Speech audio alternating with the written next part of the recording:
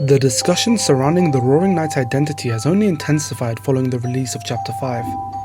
Despite being a relatively light chapter in terms of lore, there was a decent shake-up in the popularity of many Knight candidates. For example, Rudy Knight has all but taken over Carol, despite many people believing that the ladder he fell from put him on death's door. Another case is the seemingly controversial Crystal Knight, which upon its creation took the Deltarune fandom by storm. Other theories like Azrael Knight have also started to get more attention. However, there is one thing that has remained consistent since the Chapter 3 and 4 era, and that is Death Knight being by far the most popular theory in the fandom. It is a theory so prevalent that many people confidently declare it to be canon. What amazes me about the theory is that I would argue it gained very little evidence following Chapter 5, which I think just goes to show how much merit the theory truly has. Even so, you've seen the title of this video. I do not believe Death Knight is likely. In fact, if there is anything I am personally confident in when it comes to predicting the story of Deltarune, it is that Death will not be the Roaring Knight. And in this video, I intend to present a counter-argument to the theory that you may have not heard before. Indeed, this video will only center around one core criticism of Death Knight. There are many flaws in Death Knight that I could talk about, but I believe this one criticism is so strong and yet so under-discussed that it alone is enough to make a compelling case against the theory. For this video, I'm going to treat the Knight's identity as a fair play whodunit. In other words, I believe that, by this point, an attentive player should have enough information to reasonably deduce who the correct culprit is, even if we don't have enough to prove it without a shadow of a doubt. Given that we're 5 chapters into a 7-chapter story, I think that's a reasonable scope to set, and I'll elaborate later on why I think this is the right framing to use for Knight theorizing. Another thing about this video is that it will not only argue against Death Knight specifically. The core argument will also rule out the following candidates to my knowledge: Azrael Knight, Crystal Knight, Darkener Knight, any Amalgam or Penumbra Knight, Chris Knight, Susie Knight, and Night Knight. Even so, I'll only be focusing on Death in this video, but keep in mind the same argument follows for all of these guys too. I must preface that this video is not intended to shame or ridicule anyone for believing in Death Knight or any Knight theory for that matter. As someone who actively participates in Deltarune theorizing communities, I know firsthand how heated Knight discourse can get, so I kindly ask that anyone who wishes to leave a comment on this video, please be respectful to one another. At the end of the day, we all love Deltarune, and theorizing is just something we do for fun. Also, this is my first proper scripted video on YouTube, so I apologize in advance for any issues you may find while watching or listening to this. Since I'll mostly be showcasing static slides, you should feel free to put this on in the background while doing dishes or something. I'll do my best to verbalize anything shown on the screen.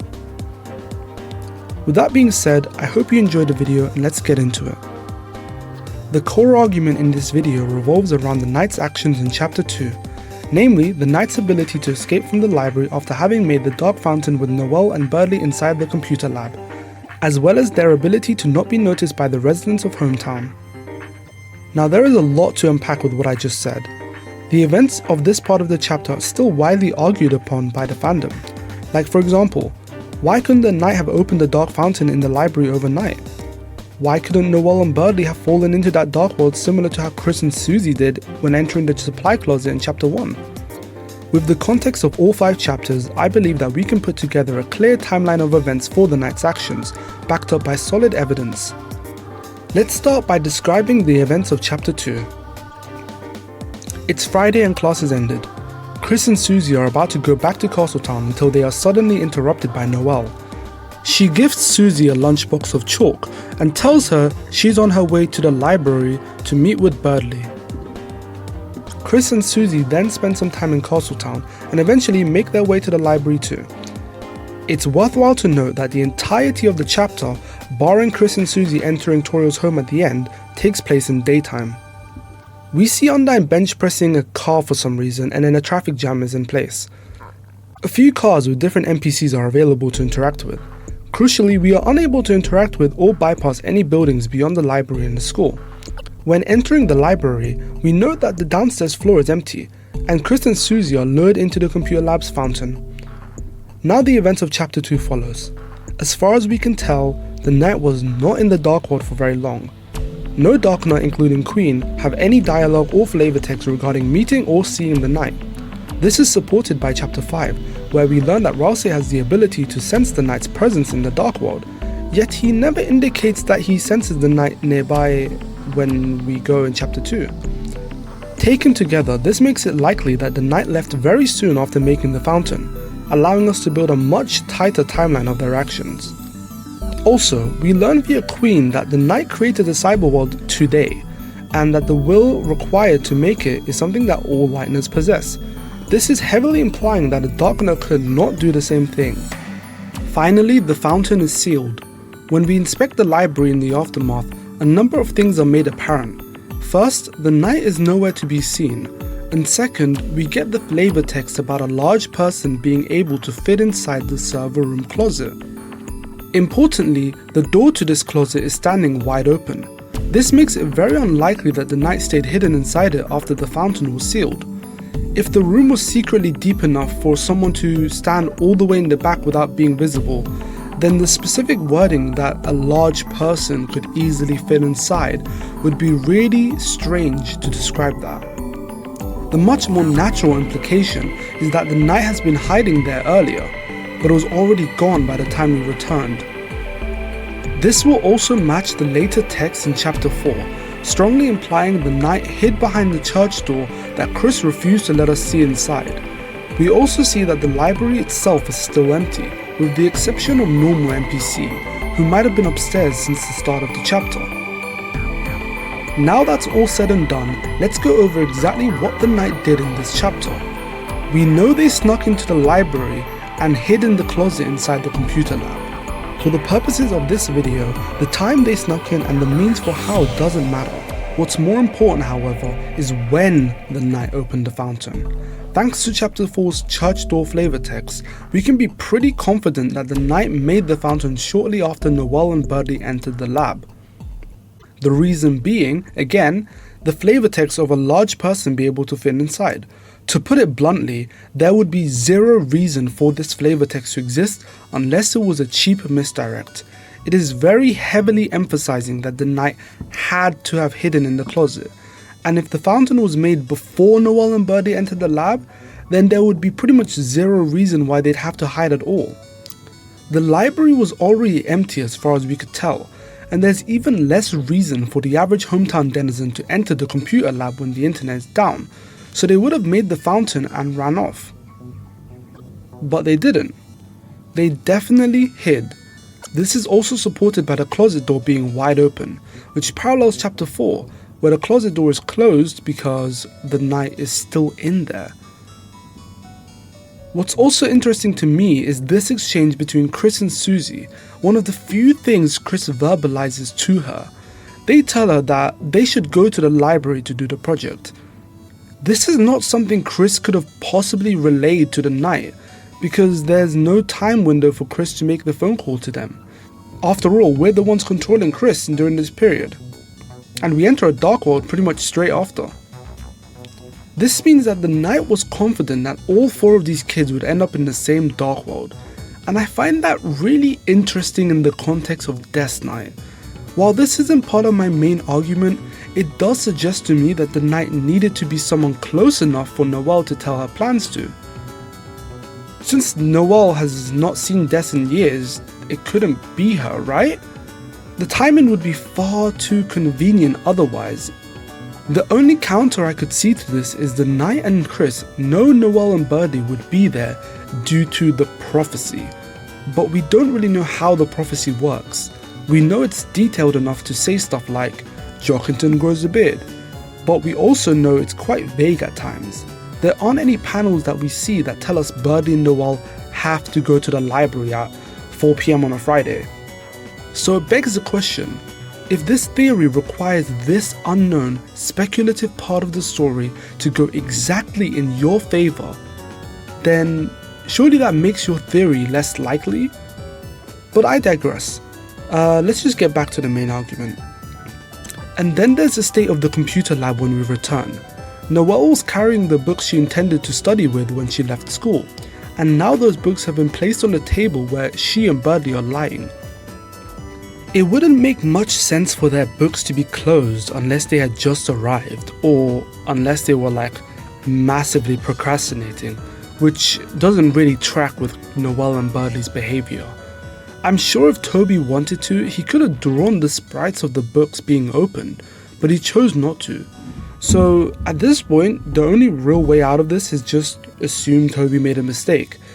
But I would be remiss to do that, because we know how much detail Toby puts into these games. There's also the premeditation that Chris and the Knight have in their plans. It doesn't seem like the Knight would risk making a dark fountain if an innocent bystander walked into the room, so they instead waited until they could confirm Noelle and Birdie were the ones to enter. And last, there's the positions that Chris and Susie are in.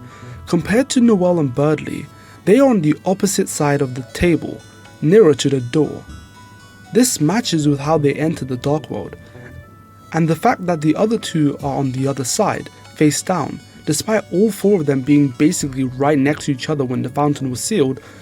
All of this evidence put together paints a pretty clear picture. It's a common counter-argument that Noelle and Birdie had to have walked into the fountain because they never mentioned to Chris and Susie that the room they were in started to fill up with smoke all of a sudden. But that would also not explain why they didn't tell Chris and Susie about them walking into a pitch black room and falling through the floor or something. For all we know, the two of them just forgot what they saw in the first place, especially given they chalked up the whole Dark World into being a dream. Both interpretations for Noelle and Birdie's actions lack an explanation for what they saw and why they didn't tell us, but hopefully I've shown that one interpretation has much stronger evidence than the other. Now then, it's about time I get into my core argument. I find it very unlikely that Des or any other night calendar I mentioned earlier could simply walk out of the library without risking being seen.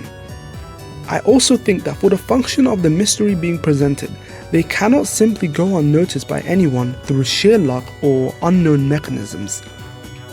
My argument is essentially the following. Death Knight is forced to ignore logistics, as well as certain aspects of the world building given by the flavor text. It requires inventing clues that do not exist, as well as bending the conventions of mystery writing in a way that I think is ultimately unsatisfying.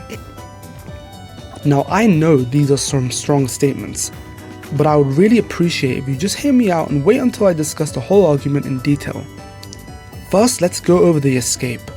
I believe that there are 3 different ways in which Des could theoretically have left the library, and all 3 of them have the same issue. The first one is Des just leaving the library in her recognizable form. The second is Des being in the form of the Roaring Knight that we've seen already. And the last is Des disguising herself, maybe with a hood or a trench coat, basically anything that doesn't make her recognizable. The problem all 3 of these pose is that they should be extremely suspicious to the residents of Hometown. For the first one, if Des was just seen as herself, the whole town would be talking about it, because she's the mayor's missing daughter and a deer monster that people haven't seen in like 7 years. If an unrecognizable 5-meter tall eldritch demon came floating out of the library, the whole town would also be talking about it, because the Knight is just a uniquely weird looking creature, even for monsters. And lastly, if a suspicious figure dressed in a particularly concealing way was seen coming out of the library, I'd wager that someone might tell the police about it, or at least gossip about it to us through flavor text, because that would be an unusual thing to see in such a small town, especially because no one else in Hometown dresses like that whenever we get the chance to explore it. Now what if somehow she wasn't seen, or maybe she was but nobody thought anything of it for some reason? Ladies and gentlemen, let me present to you Scarf Lady, an NPC that only appears in chapter 2 near Sans' shop. She says the following line: "You kids came out of the library, didn't you? Studying, how wonderful." And that's basically it. That's all she's used for in the story. A little bit of flavor text that initially seems pretty inconsequential. But this establishes something pretty big. It establishes that people in hometown can be aware of who is coming and going from the library and probably anywhere. We don't know whether Scarf Lady watched them enter or whether she saw them leave, and that doesn't really matter. The important part is that Chris and Susie's visit to the library was seen by someone off screen to us. This is especially interesting because Chapter 2 gives us the best opportunity to scrutinize the Knight's movements in the light world, and the more you look at the area surrounding the library, the harder it becomes to argue for how someone as conspicuous as Des could slip away unnoticed.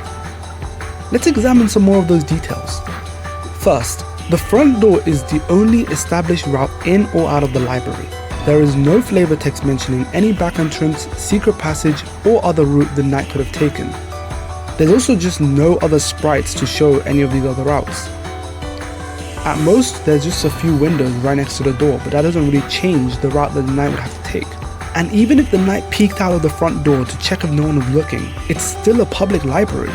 Anyone could walk past or decide to come in, thus jeopardizing Des's plan. Also, we don't even get the chance to check whether someone like normal NPC was already upstairs before entering the Dark World. And like I said earlier, regardless of whether Des was dressed as herself, or whether she was in her night form, or whether she was completely disguised, all three pose an issue if they are seen by anyone. Second, there was, at the time of Chris and Susie's arrival, a major traffic jam right next to the library. The cause of the jam was the annoying dog for some reason, not the roaring Knight, and it was going on long enough that one of the drivers pulled up to that traffic jam because they heard from someone else that the dog was doing donuts. Given the earlier evidence that the Knight left relatively soon after creating the fountain, there's a very good chance that these two windows overlap and thus the Knight would have to have escaped during the traffic jam. This would put several residents, including Undyne, the chief of police, right beside the library during the Knight's escape. Third, the library is positioned right in the center of town. It's hard to argue that the Knight could simply sneak into the woods and evade all detection that way, because they would still need to approach the center of the town, and the positioning of the library being in proximity of the school, the hospital, even the church and Sans' shop, it all makes it quite awkward to justify such an escape. Now, despite everything I said, none of it proves with 100% that an NPC saw the Knight during their escape. That's not really what I'm arguing. Of course, it's physically possible that a Knight happened to leave during a moment when no one was looking. The problem is that for a candidate like Des, that hypothetical lucky window becomes entirely necessary for the theory to work. When you build a mystery around such an extremely lucky circumstance, the least you can do is set some clues that such luck actually happened. But nothing in Deltarune thus far suggests that. All the signs we've evaluated in this video, and I've looked at myself, all point to the Knight being seen, and thus any candidate who doesn't need to worry about being seen automatically becomes more likely in my eyes than Death Knight. Alright, maybe not every candidate. I'm not going to say that Monster Kid Knight is more likely than Death Knight, come on now. Alright, now I'd like to quickly address the possibility for the Knight to evade detection via supernatural means, like teleportation, invisibility, super speed, you name it. These are not ideas that I'm inherently against. In fact, at the moment of writing, I believe that the Knight could temporarily retain its Dark World form at nighttime, thus explaining why they could carry Undyne and Asgore with ease. But even if the Knight turned into a ball form and flew super fast out of the library window, that doesn't change the risk that they took, because they'd still be visible.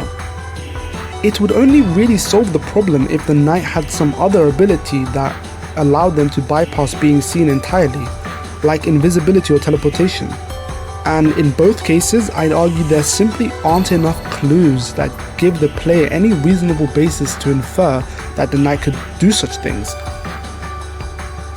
The only time we've seen light world teleportation is with Sans, and even then it's played mostly for a gag, and it's uniquely a Sans thing to do. It's not the crux of an 8-year-long mystery. Like I said earlier, if the Knight had this ability, there should be more clues to suggest this idea, plain and simple. Maybe someone could argue that the knight's armor being made of shadow crystals could let them be invisible or something, but I find that to be a huge stretch. It's not like clear or opaque glass will make you invisible in real life. Even the idea of the knight somehow traveling through dark worlds like Ralse seems to go against what we've been presented in the game thus far, namely them being implied to have hidden in 2 different closets, as well as Susie having seen the knight in the distance and reasoning to herself, yeah, the knight's probably a light now. When researching for this video, I came across one of Pixar's rules for storytelling that really resonated with me. Coincidences to get characters into trouble are great. Coincidences to get them out of it are cheating. I don't believe this quote was even in regards to mystery writing, but I think that just goes to show that you don't need to treat Deltarune like it's a detective novel in order to argue for a logistically coherent and fairly solvable mystery. Like I said in the beginning, I think the knight's identity is meant to be treated as fair play, and I don't think that framing is something I'm forcefully imposing on the game without merit. Deltarune repeatedly goes out of its way to obscure the knight's identity from us directly. We see footage of them making the cyberworld fountain, but the smoke hides who they are. At the end of chapter 3, when the door opens for Chris, the chapter just cuts and that's the end of the chapter. Chris refuses to let us look behind a suspicious church door in chapter 4, and later, when the image of the knight starts to form in Chris's mind thanks to our dialogue option, they suddenly force themselves to think about Jockington. They do not want us to know, and there has to be a reason for that. At the same time, the game keeps giving us more and more information to work with. It makes us question where the knight hides. How did they make fountains? How did they move around? Who do they seem to have connections to, and so on. Susie literally starts doing this exact kind of theorizing herself in chapter 4, narrowing the knight down based on their connections to the church, the mayor and the police. So I think the game very clearly wants us to be asking who the knight is, and piecing that answer together from the clues we're given before the reveal actually happens. Logistics are an important part to solving any mystery, like how people rule out Carol Knight on the basis of her not being able to reach the church in time before the player. It's not something that fully debunks the theory, but it is still a heavy blow. This Death Knight argument I made in this video feels like an even heavier blow. It just makes more sense that the knight has to be someone that wouldn't be seen as suspicious going to the library, doesn't it? Well, I'll leave that up to you. These have just been my thoughts brewing for about a month or two, and I hope this was able to convince at least some of you that Des is not as likely of a candidate as she might seem. You'll start to notice that when you put all the evidence together, a very clear and cohesive picture is formed, one in which all signs point to the knight being someone we've seen in Hometown, someone the player knows. Of the popular candidates left, that leaves Carol, Rudy, Papyrus and Noel. Now me personally, I'm a Rudy Knighter. I think the latest chapters have shown that he is more than capable of leaving the hospital whenever he wants. It'd be pretty trivial for him to go to the library because it's right next to the hospital. No one in Hometown has any flavor text being worried about his health or anything, which is kind of weird, but that just goes to show it wouldn't be odd seeing him there. But yeah, that's about as far as I'll go right now. This is not a Rudy Knight video, but do let me know if you want to see one. And that's it. I hope you enjoyed this video. I wouldn't be surprised if this ends up being controversial, but I do stand by my argument, and it's not one I've seen before, so I hope this is a positive contribution to the theorizing community. I'd really love to hear thoughtful counters to what I said in this video. Despite everything I said here, Death Knight is not impossible, and I am not inherently against it being canon or anything. But just because something isn't impossible doesn't dismiss the things that make it unlikely. This video was only centered around one core criticism of Death Knight, but there are many others that I could have talked about that would have tripled the video's runtime. But I thought this argument was strong enough that this was just all I needed to say. Let me know if you want to hear those other arguments as well though. But yeah, no theory is perfect though. Even my own pick at the moment, Rudy Knight, it has its flaws, and I'm sure many of you have heard. So even if this video didn't change your mind, so long as you just had an open mind and you learned something new, that's good enough for me. But yeah, until next time, I guess, bye.